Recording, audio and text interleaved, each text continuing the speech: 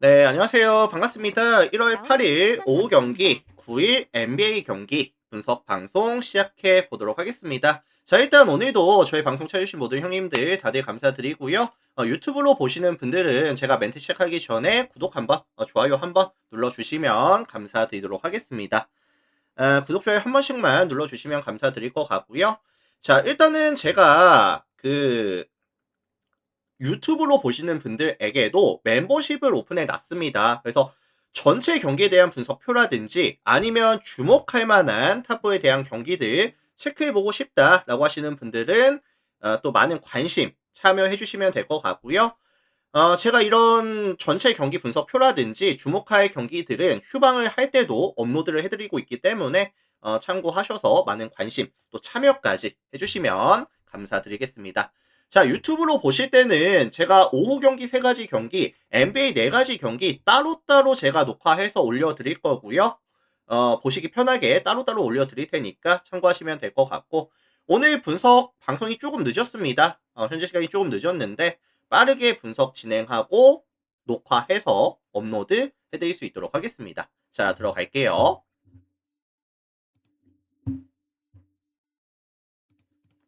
자, 가장 먼저 살펴볼 경기는 DB와 KT 경기 먼저 살펴보도록 할 건데, 최근 양 팀 다 흐름이 좋습니다. DB도 흐름이 좋고 KT도 흐름이 좋아요.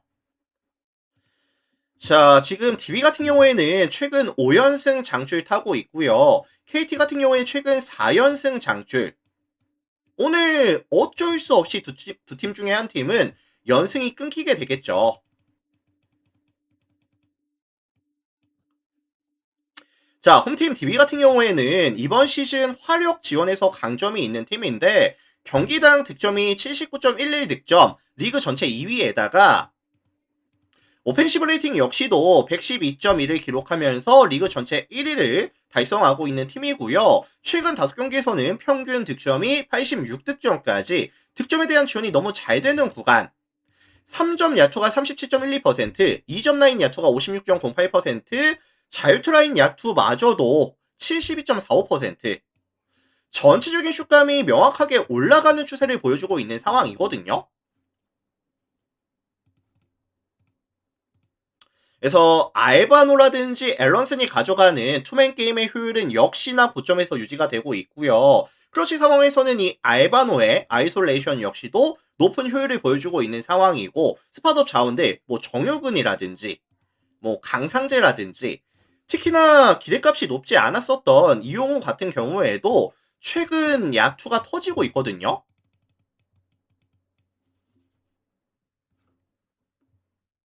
자, 반면에 원정팀 KT 같은 경우에도 사실 뭐 대인 방어 능력이라든지 아니면 뺏는 수비에 강점이 있는 팀이기는 하지만 사실 이 5번 포지션의 사이즈 차이, 앨런슨과 뭐 데릭 윌리엄스, 아이제아 힉스의 사이즈 차이라든지 아니면 이제 스위치 상황에서 알바노를 조금 쉽게 억제할 수 없다는 부분들.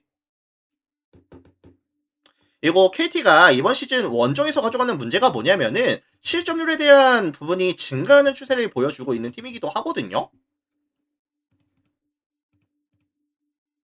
그래서 저는 DB에 대한 화력이 뭐 최소한 유지가 되든지 더 높은 곳을 바라볼 수도 있겠다.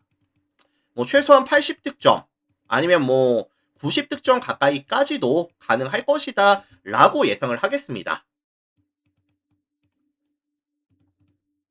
자, 반면에 원정팀 KT 같은 경우에는 오늘 아마 문성곤이 복귀할 것 같거든요. 원래는 뭐 지난 LG전에서 복귀한다 만다 말이 있었는데 아마 복귀가 될 것 같아요. 근데 사실 KT가 최근 잘 나가는 이유가 뭐냐면은 이제 데릭 윌리엄스라든지 아이제이아 힉스의 공존 방법을 조금 터득을 했다라는 느낌이 조금 들고 있고요. 게다가 이제 KT가 최근에 문정현이라든지 뭐 한희원이라든지 아니면 뭐 박준영, 뭐 강성욱 이런 슈터들이 조금 터져주고 있는 구간이거든요.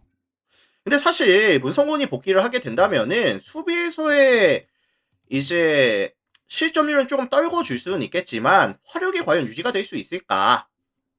약간 요런 의문점이 좀 있기는 해요.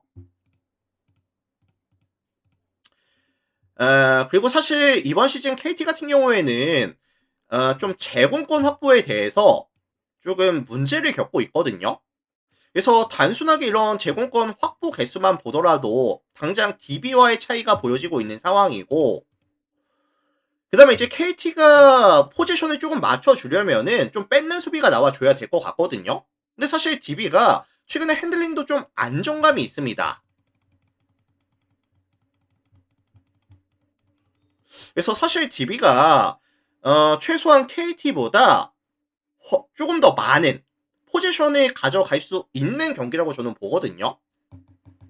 그래서 제공권 확보적인 부분이라든지 아니면은 또 안정감 있는 핸들링까지 감안해 봤을 때 KT가 원정에서 올라가는 실점률까지 감안해 봤을 때 빠른 템포의 템포 푸시 가져가면서 DB가 조금 더 나은 화력 보여주면서 더 많은 포지션까지 가져갈 수 있는 경기가 되지 않을까.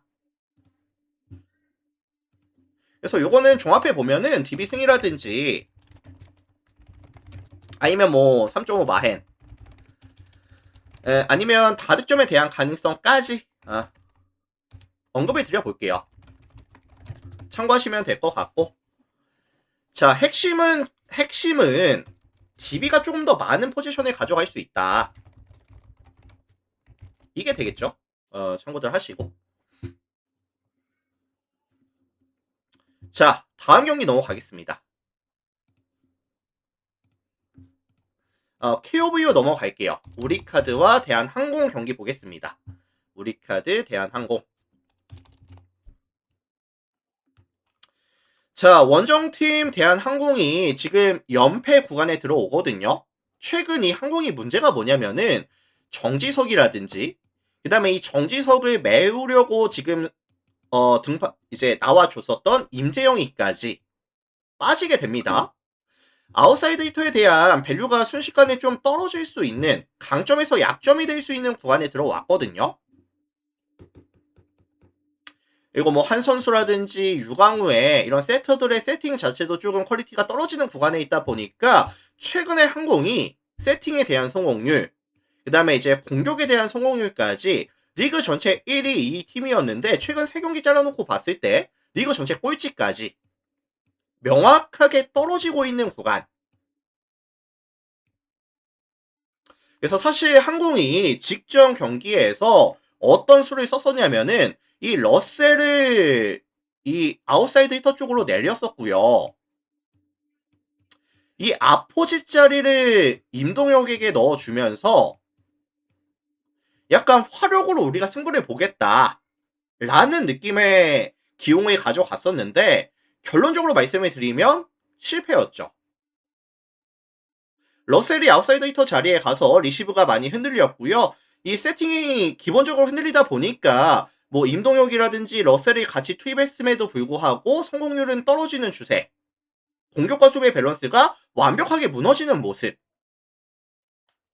그래서 항공이 최근에 문제가 뭐냐면은 뭐 공격 세팅도 많이 흔들리고 있는 상황에다가 성공률 자체도 떨어지고 있는 추세. 게다가 이제 결장자 이슈까지 겹쳐지다 보니까 경기력이 나올 수가 없는 구조를 보여주고 있습니다. 최근에. 자, 반면에 홈팀 우리카드입니다. 우리카드 같은 경우에는 직전 옥절을 만나서 1셋, 2셋 내주고 3, 4, 5를 잡아내면서 리버스 스윕을 달성하고 왔죠. 뭐 가장 주요했던 원인은 아라우조가 역시나 잘 해줬고요. 그때 당시에 알리가 빠졌었지만 김지한이라든지 아니면 이제 항성정이라든지 이런 자원들이 알리의 자리 되게 잘 메꿔줬어요. 뭐 박진우라든지 이상현이에 대한 성공률도 나쁘지 않았었고요.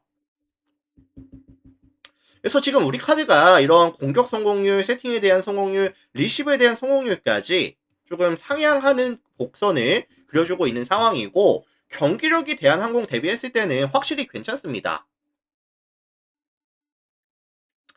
그리고 사실 오늘 항공이 한 번 더 러셀을 아웃사이드 히터로 넣어주는 모험을 할지 안 할지는 모르겠지만 지금 우리 카드가 또 강점이 뭐냐면 서브가 되게 좋거든요.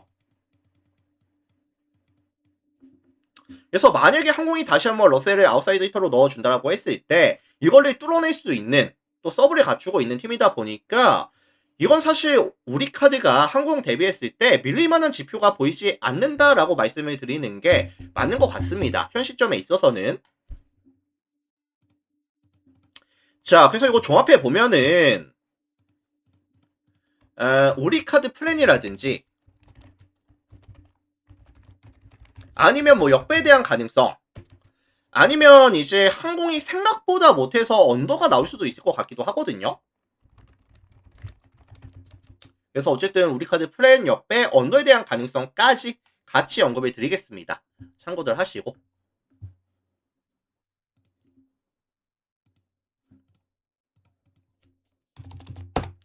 자, 다음 경기 기업은행이랑 정관장 볼게요. 기업은행 정관장.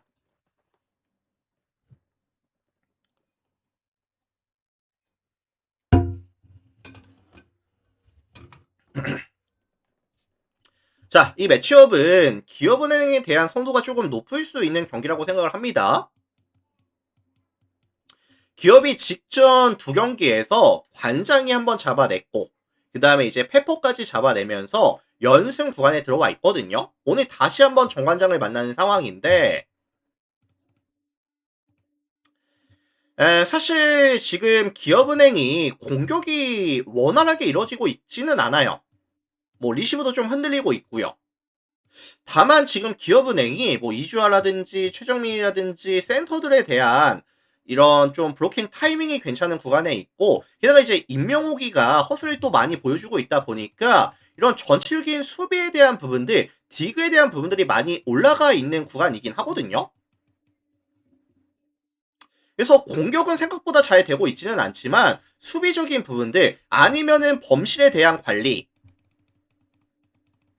그리고 이제 서브에 대한 강점, 빅토리아가 서브가 되게 좋거든요.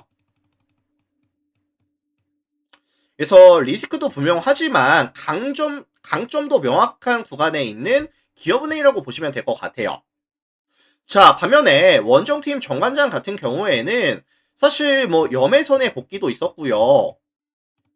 그 다음에 이제 인쿠시를 이제 아코로 데려오면서 사실 전력 자체는 완성이 됐거든요. 근데 여전히 흔들리는 리시브라든지 아니면은 이제 원정 게임을 가져갔을 때 집중력이 떨어지는 모습에다가 실책이 많아지는 모습들,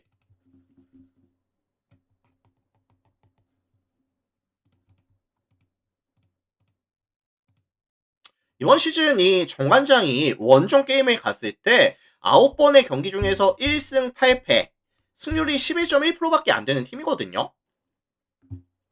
그래서 사실 뭐 양 팀이 보여줄 수 있는 순수 화력 같은 경우에는 차이가 크지는 않을 것 같은데, 다만 결국 기업은행이 가져갈 수 있는 블로킹이라든지 아니면 뭐 허슬, 홈에서 가져가는 이점들을 감안해 봤을 때 기업이 좀 유리해 보일 수밖에 없겠죠. 자, 그래서 이거 종합해 보면은 기업은행 승이라든지 아니면 뭐 1.5 마헨 아니면 179.5 언더 가능성까지 같이 언급을 드려보겠습니다. 참고들 하시면 될 것 같고요. 자, 일단 유튜브로 보시는 분들은 여기서 한번 끊어갈게요. 오후 3가지 경기 다 말씀드렸고요. 여기서 한번 끊고 NBA로 바로 다시 오겠습니다.